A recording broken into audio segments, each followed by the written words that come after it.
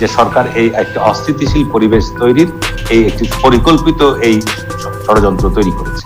আসসালামু আলাইকুম ওয়া রাহমাতুল্লাহি ওয়া বারাকাতুহু। আজকে আমরা দেখাতে যাচ্ছি বঙ্গবন্ধুর ভাস্কর্য যারা ভেঙেছিল তারা আসলে কতটা অপরাধ করেছে সেটা আসলে বলা বাহুল্য। আসলেই তারা অপরাধ করেছে, কারণ সরকারকে আবেদন জানানো আমাদের একটা দায়িত্ব, কিন্তু সেটা ভাঙ্গা বা না ভাঙ্গা সেটা সরকারের দায়িত্ব, কারণ সেখানে সরকারি টাকা অর্থাৎ আমাদের টাকাকে ব্যবহার করা হয়েছে। সুতরাং যারা সেই টাকাগুলোকে নষ্ট করেছে আমি তাদের পক্ষে কোনোদিন ছিলাম না, কোনোদিন নাই।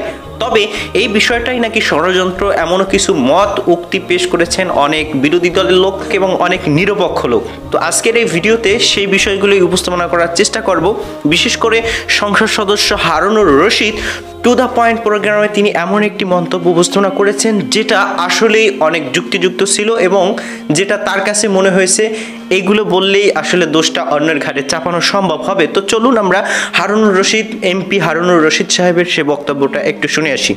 এবং সেটা আড়াল করার জন্য আমি মনে করি যে সরকার এই একটা অস্থিতিশীল পরিবেশ তৈরির এই একটি পরিকল্পিত এই ষড়যন্ত্র তৈরি করেছে। আজকে আপনার এই বেশ কিছুদিন সরকার নিজের গায়ে নিজে আগুন দিচ্ছে, অস্থির করে। অবশ্যই অবশ্যই। তারপর ভাস্কর্য তো আপনার গত 10 বছর থেকে বিভিন্ন জায়গায় নির্মিত হয়ে আসছে। সরকার মেগা প্রকল্প নিয়েছে সারা বাংলাদেশের রাস্তায়, মোড়ে, ঘাটে, বিভিন্ন প্রান্তে, বিভিন্ন বিশ্ববিদ্যালয়, বিভিন্ন প্রতিষ্ঠানে, বিভিন্ন চত্বরে আপনার ভাস্কর্য নির্মাণ হওয়ার প্রক্রিয়া চলছে।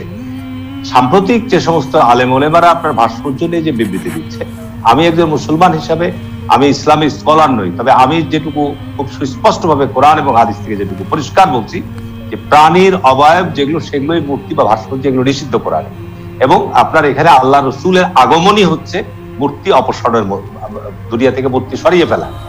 অন্যদিকে ভিপি নূর তিনিও এই বিষয়টাকে খুঁচিয়ে দেখতে বলেছেন, কারণ এই বিষয়টার ভিতরে অনেক সন্দেহ সংশয় রয়ে গেছে। হতে পারে সেটা কেউ অতি উৎসাহিত হয়ে এই কাজটা করেছে, অথবা হতে পারে এই কাজটা তাদেরকে দিয়ে কেউ করিয়েছে। যেটাই হোক না কেন ভিপি নূর এটাকে খুঁচিয়ে দেখার আবেদন জানিয়েছেন। কুষ্টিয়াতে বঙ্গবন্ধুর ভাস্কর্য যেই দুষ্কৃতিকারীরা ভেঙেছে, আমরা তাদের যথোপযুক্ত বিচার চাই। এর সাথে যারাই জড়িত আমরা তাদের বিচার চাই, এবং এই ঘটনার বিচার বিভাগীয় তদন্ত করতে হবে। এই ঘটনাকে উদ্দেশ্য প্রণোদিত ভাবে ঘটিয়েছে কিনা, সমাজের শান্তি শৃঙ্খলা বিনষ্ট করার জন্য, সমাজে একটা সংঘাত ঘটনার জন্য কেউ ঘটিয়েছে কিনা, সেজন্য এই ঘটনাটা বিচার বিভাগীয় তদন্ত আমরা দাবি করছি আজকের এই জায়গা থেকে।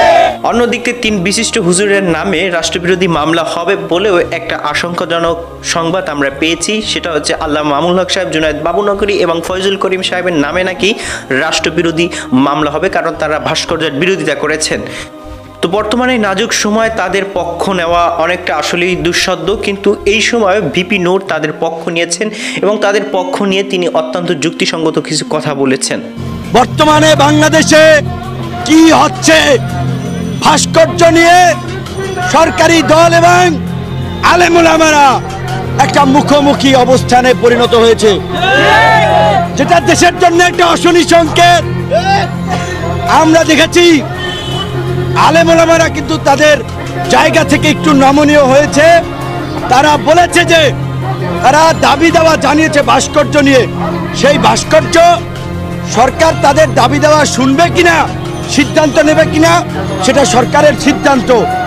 তারপরেও কেন এইভাবে আলেম ওলামাদেরকে আবার নির্বিচারে গালিগালাজ করে, কুরুচিপূর্ণ মন্তব্য করে সমাজে ইসলাম ধর্ম বিদ্বেষ ছড়ানো হচ্ছে। যত সামনের দিকে আগাচ্ছে এই ভাস্কর্য ইস্যুটা আমাদের কাছে খুবই একটা খারাপ রূপ ধারণ করতেছে।